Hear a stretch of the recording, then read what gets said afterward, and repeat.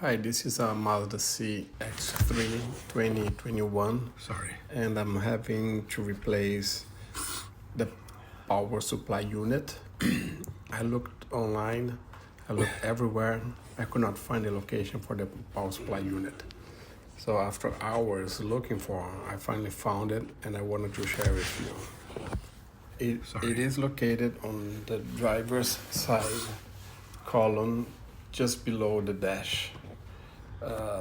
So this is the power unit, and a little further, I don't know if you guys can see it, but a little up there. Let's see if I can show it to you.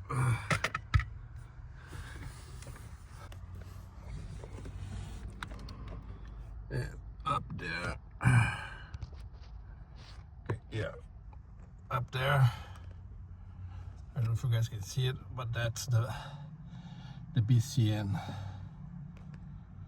And here is the power module. Okay.